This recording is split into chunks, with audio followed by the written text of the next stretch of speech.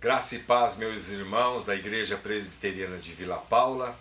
Nós estamos estudando a carta de Paulo aos Tessalonicenses e nós vamos hoje trabalhar com a videoaula número 2. Mas antes disso, nós vamos fazer um breve resumo da videoaula de domingo passado, a videoaula número 1. Nós vamos orar e assim nós vamos iniciar. Feche os seus olhos. Pai amado, em nome de Jesus, que o Senhor nos ajude, que o Senhor nos abençoe agora, para que a Tua palavra penetre em cada coração, em cada alma. Ó Deus amado, abençoe, Senhor, todos os irmãos e irmãs, aqueles que estarão ouvindo a Tua palavra. Que não seja uma aula por ser aula, pelo contrário, Senhor, que a Tua palavra fale profundamente em cada coração e transforme cada vida. Me ajude na exposição da Tua palavra, na explicação, em nome de Jesus. Amém. Portanto, meus irmãos, nós vamos fazer um breve resumo da videoaula número 1, que é a formação, que é a fundação, a plantação da igreja em Tessalônica. A igreja dos Tessalonicenses foi organizada pelo apóstolo Paulo em sua segunda viagem missionária. Vimos isso em Atos, capítulo 17, de 1 a 9. Ali encontramos então a plantação da igreja em Tessalônica. Qual é o propósito desta carta, preciosa carta? O propósito da carta é encorajar aos irmãos a enfrentarem lutas, aflições em meio à perseguição. Algo que era comum naquela época, na época de Paulo.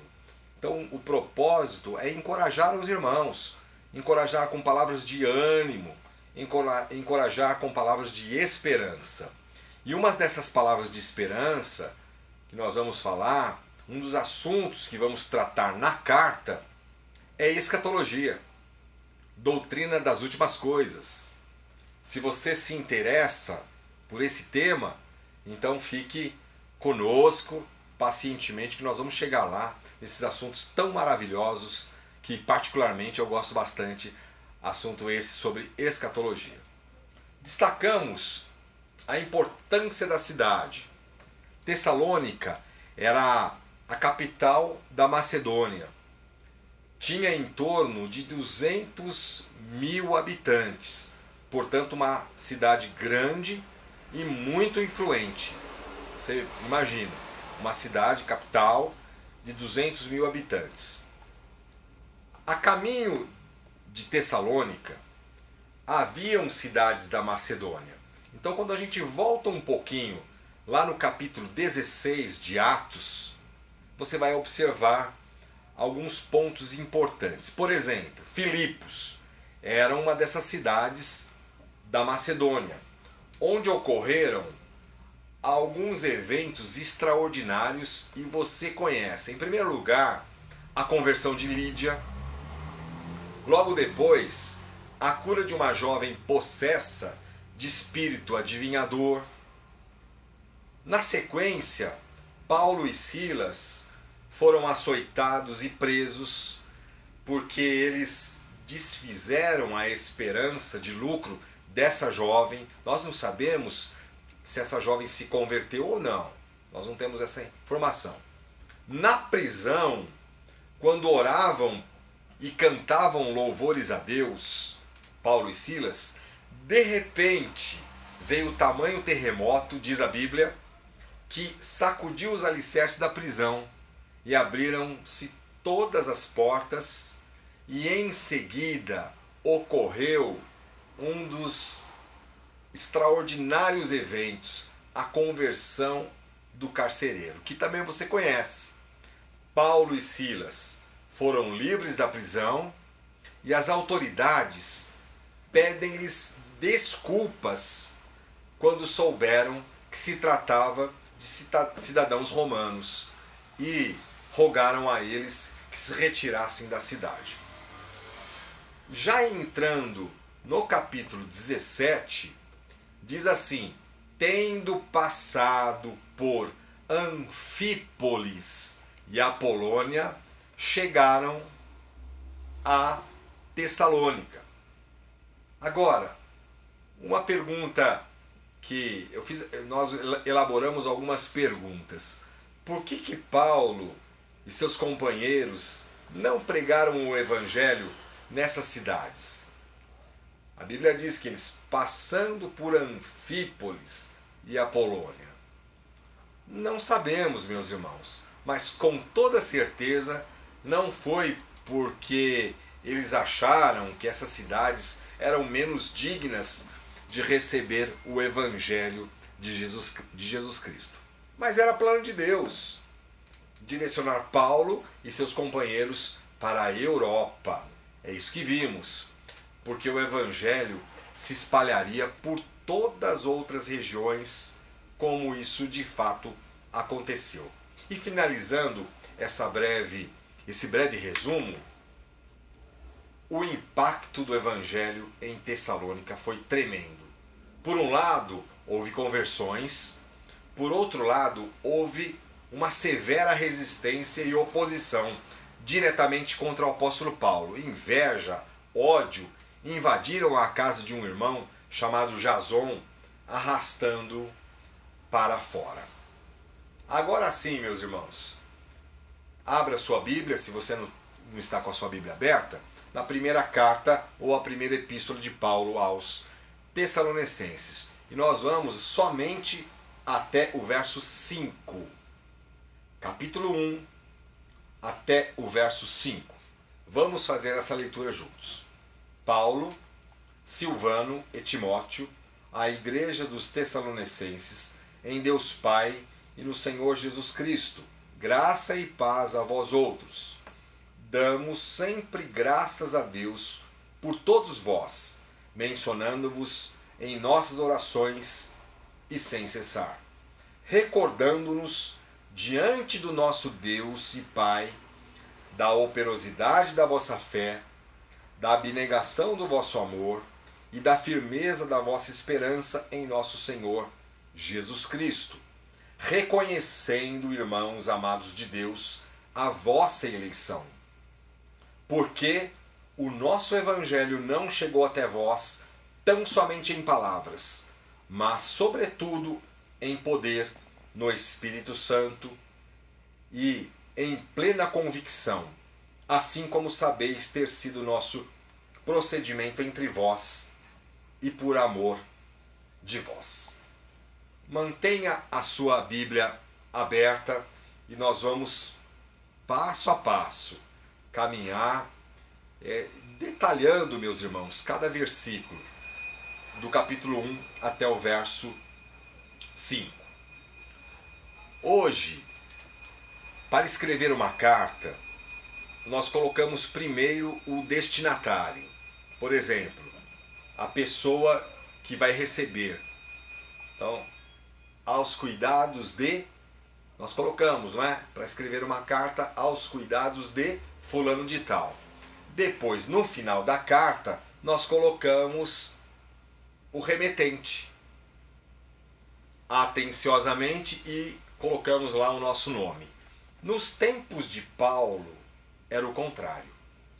Primeiro colocava-se o remetente, depois os destinatários. E nós vamos ver então um pouquinho desse trio de missionários maravilhosos, Paulo, Silvano e Timóteo. Em primeiro lugar, vamos ver um pouquinho de Paulo. Quem foi Paulo? Às vezes a gente conhece só algumas coisas, aquilo que a Bíblia nos traz, e rapidamente descrevemos a vida de Paulo, de perseguidor a perseguido, mas vamos falar um pouquinho do apóstolo Paulo. Paulo significa pequeno, mas de pequeno não era nada, não é? Pequeno só no nome, mas foi um gigante diante de Deus. Paulo foi um exímio erudito, inspirado por Deus, escreveu 13 cartas. Dominava o grego e o hebraico, e segundo estudiosos, Paulo era poliglota. Era fariseu, extremamente zeloso na defesa da seita dos fariseus. Era um judeu por nascimento, puro sangue, israelita da tribo de Benjamim. Ele também era membro do Sinédrio Judaico. Para os irmãos terem uma ideia, o Sinédrio Judaico era um concílio maior dos judeus. Paulo era membro desse Sinédrio. Em segundo lugar, ele era um cidadão romano. E isso naquela época era um privilégio ser cidadão romano, por ter nascido na cidade grega de Tarso de Cilícia, um renomado centro de educação e filosofia. Em terceiro lugar, ele foi educado em Jerusalém, aos pés de um dos mais ilustres e respeitados doutores da lei da época, o Rabino Gamaliel. Bom, aquele dito popular que diz assim, Deus não chama os capacitados, mas capacita os chamados, não é bem assim, não é, irmãos? Tem alguma verdade nesse dito popular, mas não é bem assim. Algumas coisas eu chamo a atenção com relação a isso. Em primeiro lugar, Deus capacita quem Ele quiser capacitar. Quem Ele quiser capacitar. Letrados ou iletrados, cultos ou incultos.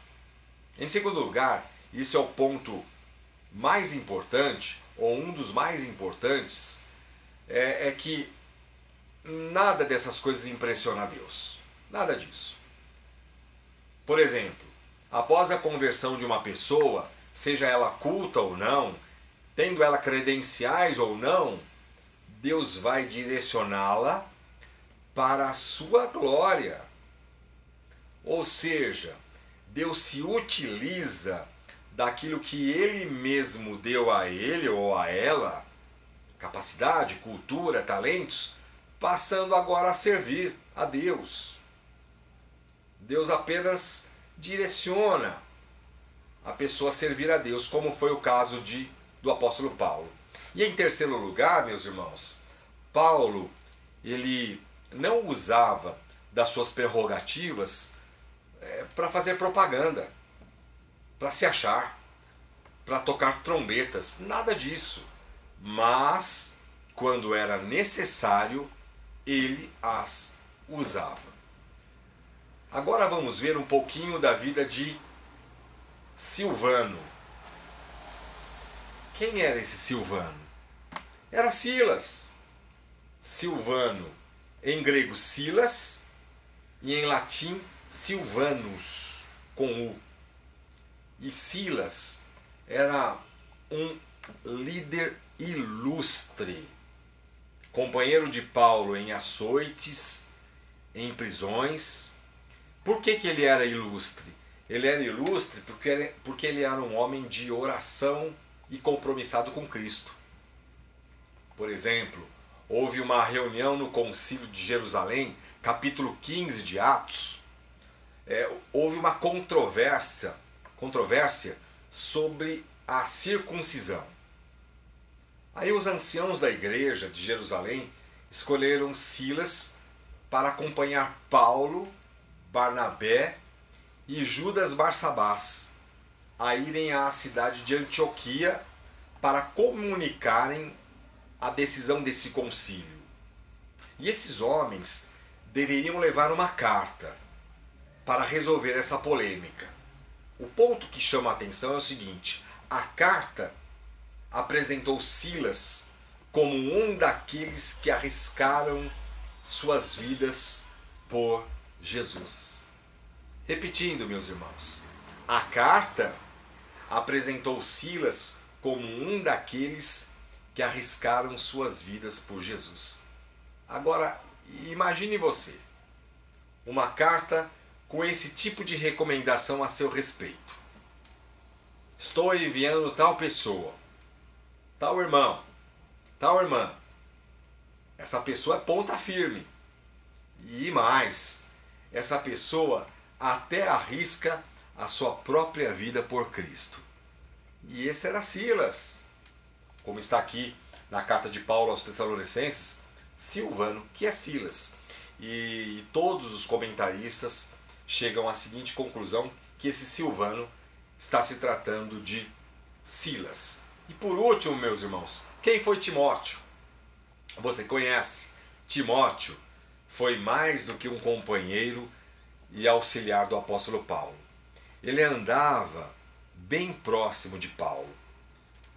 Timóteo nasceu em Listra, em uma família dividida.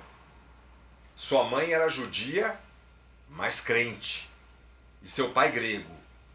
Timóteo foi fortemente influenciado pela fé verdadeira de sua mãe Eunice e de sua avó Loide.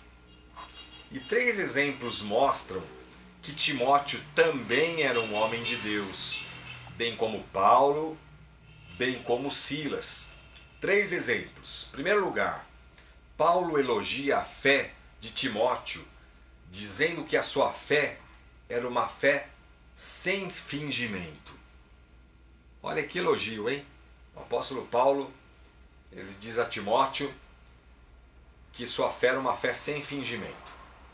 Em segundo lugar, Paulo, escrevendo aos Tessalonicenses aqui mesmo, envia Timóteo para fortificar e encorajar para que os irmãos não desfalecessem.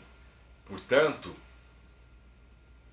Timóteo era um ministro da palavra, era aquele que também fortalecia a vida das pessoas, encorajava, ministrava palavras de ânimo. Esse era Timóteo. E também, em terceiro lugar, quando Paulo estava na prisão, ele escreve aos irmãos de Filipos, que planejava enviar-lhes a Timóteo. E veja só o que Paulo disse. Porque ninguém tem de igual sentimento que sinceramente cuide de vossos interesses, pois todos eles buscam o que é seu próprio, não o que é de Cristo Jesus. E conheceis o seu caráter provado, pois serviu ao Evangelho junto comigo como filho ao Pai. Filipenses 2, 19 a 22. E ele estava se referindo a quem? A Timóteo.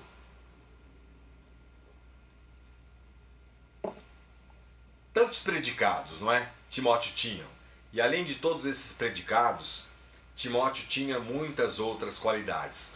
E quando Paulo, preso, deixando algumas últimas orientações a Timóteo, olha o que ele disse: permanece naquilo que aprendeste, desde a infância, que pode tornar-te sábio para a salvação em Cristo Jesus.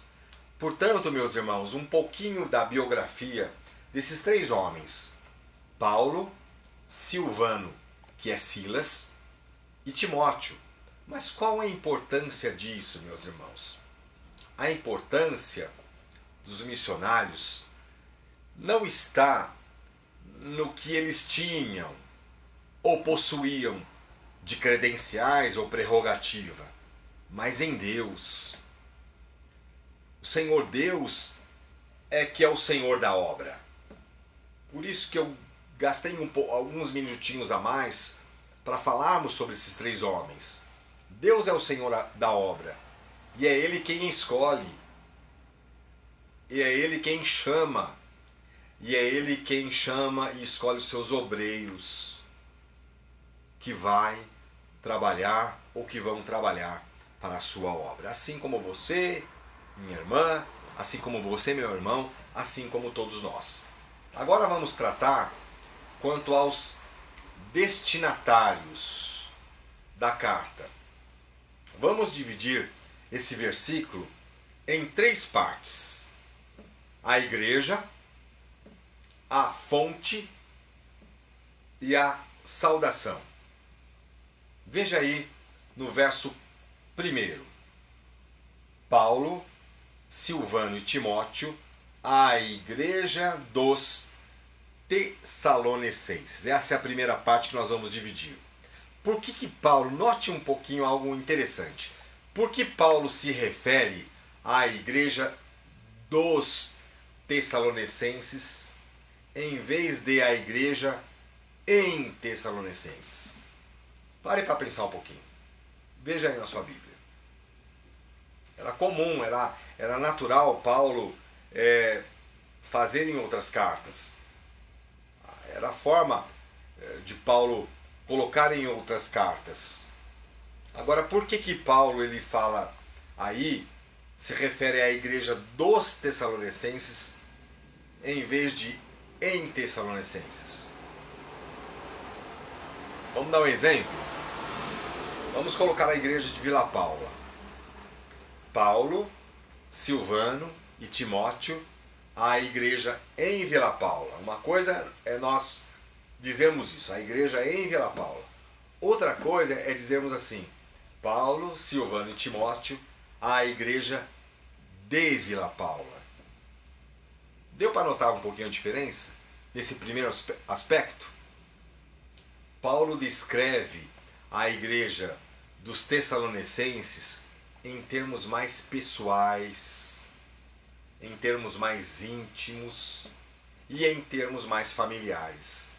Por isso que eu quero, eu quis destacar isso, porque pode, numa primeira leitura, a gente passar batido, mas é importante nós destacarmos esse primeiro aspecto quanto à igreja dos Tessalonicenses. Mas em segundo lugar, quanto à fonte e à origem, espiritualmente falando, da igreja dos Tessalonicenses. Veja aí, Paulo, Silvano e Timóteo, a igreja dos Tessalonicenses, em Deus Pai e no Senhor Jesus Cristo. Note, meus irmãos, que a igreja ela foi gerada em Deus. Por isso que é importante nós vermos os detalhes. A igreja foi gerada em Deus e é estabelecida por Deus na pessoa de Jesus Cristo. A igreja não tem vida própria. A igreja ela não vive sem Deus. Ela está em Deus. A igreja ela depende de Deus. Portanto, a igreja está fundamentada em Deus Pai, Deus Filho e Deus Espírito Santo. Agora veja aí que coisa extraordinária, meus irmãos. A Trindade, ela é mencionada nos versos 3 a 5. Veja rapidamente. E a terceira pessoa da Trindade, mencionada no verso 5, está subentendida no verso 1. Muito interessante. Portanto, como falamos, a igreja de Cristo, ela é gerada em Deus, ela é estabelecida por Deus, ela depende do Senhor. A igreja não tem vida própria, assim somos nós. Mas o terceiro e último aspecto dessa questão dos destinatários é com relação à saudação que o apóstolo Paulo faz. Isso é tão comum nós fazermos sempre, na liturgia eu falo, e os pastores também falam, graça e paz, meus irmãos, mas esse graça e paz não pode ser algo mecânico, não pode ser algo automático. Vamos analisar um pouquinho. O que é graça? Você já sabe. Graça é o favor de Deus que nos livrou da culpa e do domínio do pecado. Olha que isso é graça.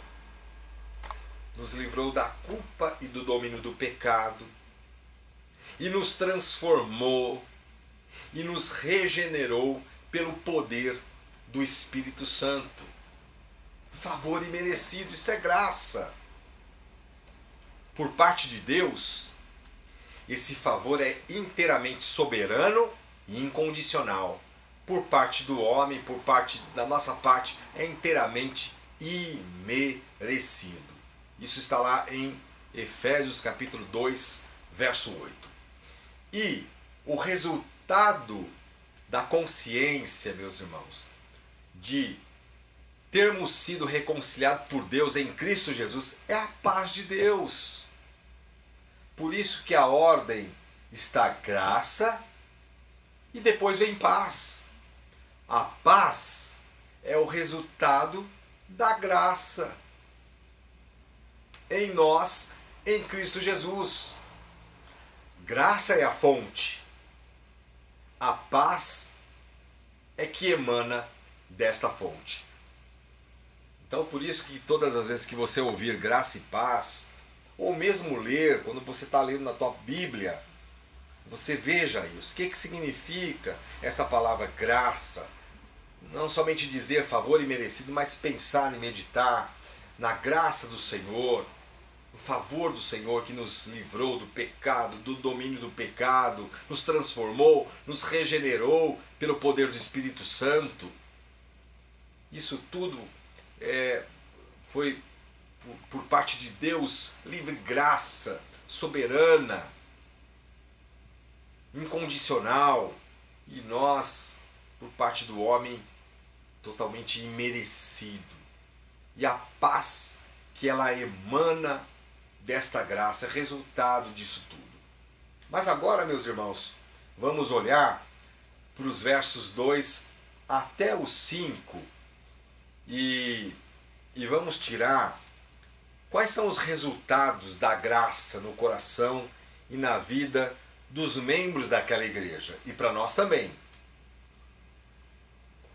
Paulo e seus companheiros, eles começam a agradecer a Deus os frutos desta graça que nós falamos, que Paulo fez a saudação. Os frutos da graça encontrados na vida dos irmãos da igreja dos Tessalonicenses. Em primeiro lugar, e eu quero... o primeiro aspecto que eu tiro, que o fruto desta graça, da graça de Cristo, primeiro é visto em Paulo e em seus companheiros. Por quê, meus irmãos? Pelo teor das palavras. Veja aí no verso 2. Acompanhe. Damos sempre graças a Deus por todos vós, mencionando-vos em nossas orações e sem cessar. O fruto desta graça de Cristo primeiro é visto em Paulo e em seus companheiros, pela essência das palavras, pela pureza das palavras, pela veracidade de cada palavra que nós observamos no verso 2. Note que Paulo poderia muito bem resumir essas 4 frases do verso 2 em apenas uma. Damos sempre graças a Deus em nossas orações sem cessar. Mas Paulo repete, ele não está sendo redundante. Percebe, meus irmãos, que o fruto desta graça que ele vê na vida dos irmãos dos Tessalonicenses é visto primeiramente em Paulo e em seus companheiros.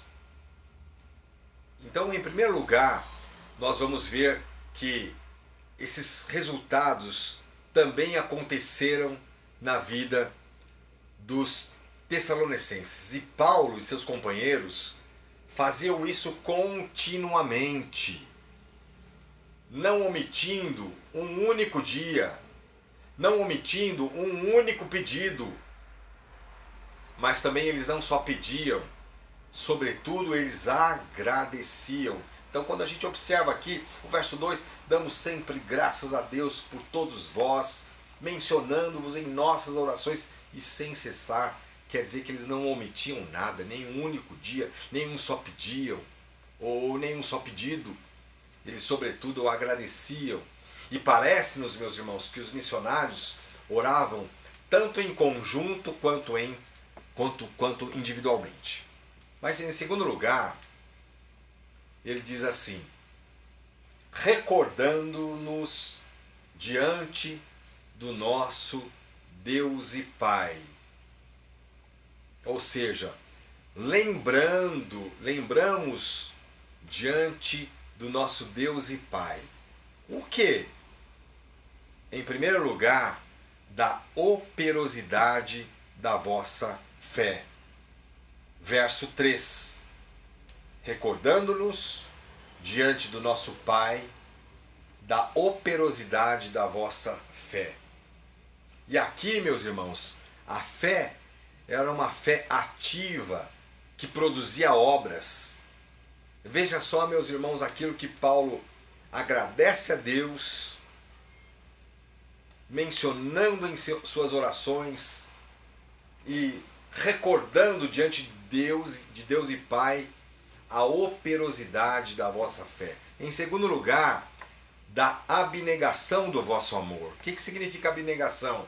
Abnegação significa abrir mão de interesse próprio em favor dos interesses dos outros. Essa é a segunda virtude que o apóstolo Paulo vê na vida dos irmãos em Tessalônica.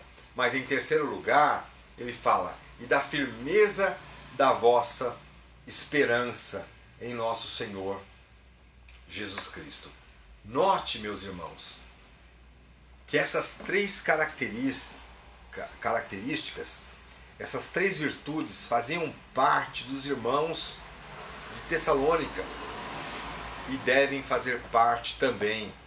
E note também que há uma ordem, e aqui eu quero colocar os irmãos para fixar bem essa ordem: fé, amor e esperança. Há uma ordem: fé, amor e esperança.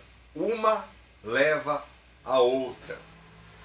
E aí, em quarto lugar, Paulo diz no verso 4: reconhecendo, irmãos amados de Deus, a vossa eleição.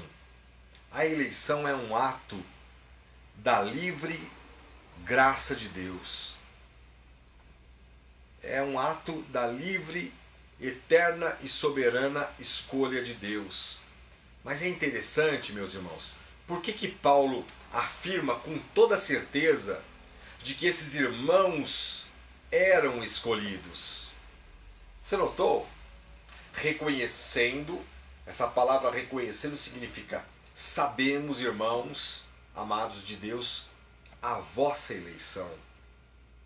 Pelos frutos, porque os frutos desses irmãos da igreja dos Tessalonicenses falavam com clareza. Como diz a palavra de Deus, pelos frutos os conhecereis. Agora, como que chegou o evangelho à igreja dos Tessalonicenses? E no verso 5 nós destacamos algumas coisas importantíssimas. Chegou em palavras. Veja aí. Porque o nosso evangelho não chegou até vós tão somente em palavra.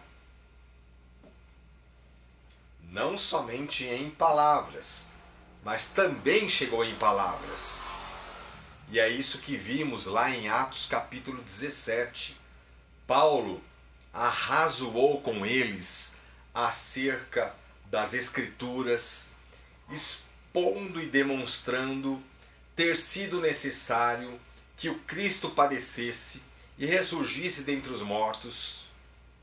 E este, dizia ele, é o Cristo Jesus que eu vos anuncio. Atos 17.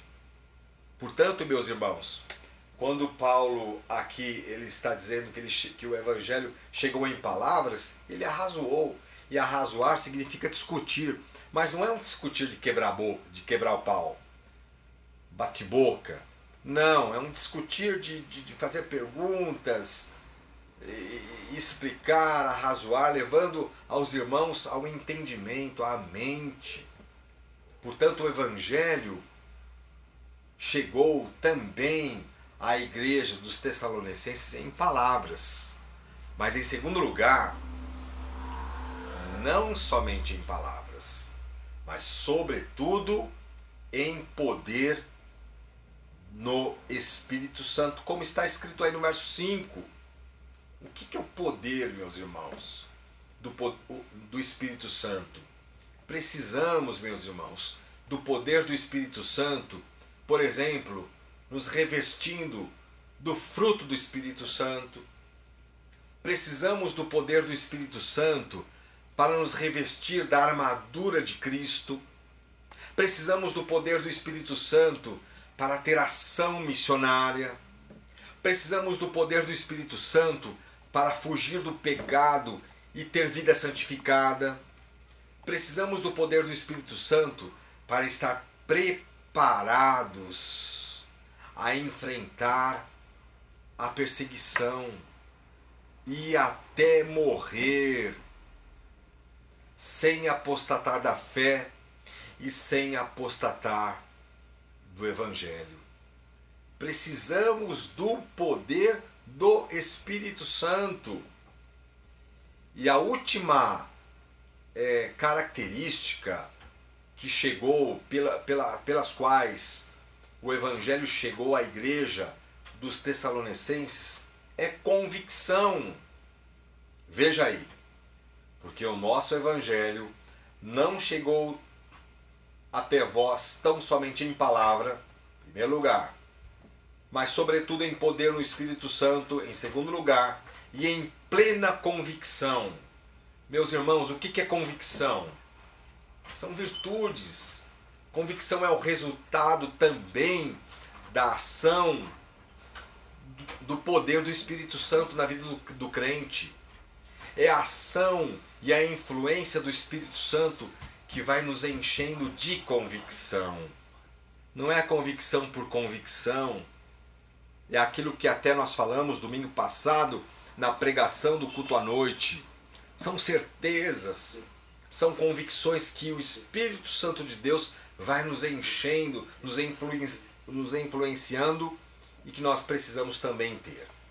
Mas eu quero encerrar com a aplicação disso, do poder do Espírito Santo, meus irmãos.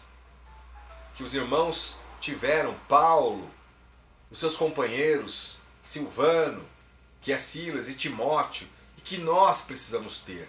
Precisamos deste poder do Espírito Santo voltando para estar preparado para enfrentar perseguições e até a morte, sem apostatar do Evangelho, sem apostatar da fé. E aqui vai um alerta para você e para a minha vida, para todos nós. Isso é um alerta, gente. Sem o poder do Espírito Santo, quando o crente se vê acuado numa situação de intenso medo, quando o crente se vê numa situação de perseguição, nós não temos ainda aqui em nosso país, pela graça de Deus, ainda não temos esse tipo de perseguição organizada, pensada, intensificada e sistemática. Mas pense, meus irmãos, quando o crente se vê acuado por intenso medo, perseguição organizada e sistemática, sem o poder do Espírito Santo, ele vai fraquejar. Quando ele se vê acuado, pressionado e confrontado, a tendência é ele pestanejar e naufragar. Por isso que nós precisamos pedir diariamente o poder do Espírito Santo em nós.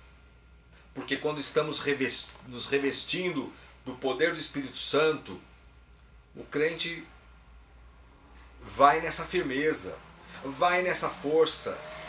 Ele vai preferir morrer a negar a sua fé em Jesus Cristo. Ele prefere morrer a negar a sua fé em Cristo e na palavra. E como a gente pode buscar mais esse poder do Espírito Santo? É simples. Oração e palavra de Deus. Oração e palavra de Deus. Comunhão com o Senhor diária. Nós vamos nos enchendo desse poder que vai nos capacitando, vai nos dando mais operosidade da nossa fé, vai nos dando mais abnegação do nosso amor com relação ao nosso próximo, vai nos dando mais firmeza da nossa esperança, vai nos dando mais poder, mais convicção. Que Deus nos abençoe, que Deus nos ajude a aplicar estas palavras que o Senhor falou aos nossos corações. Que Deus nos abençoe. Amém.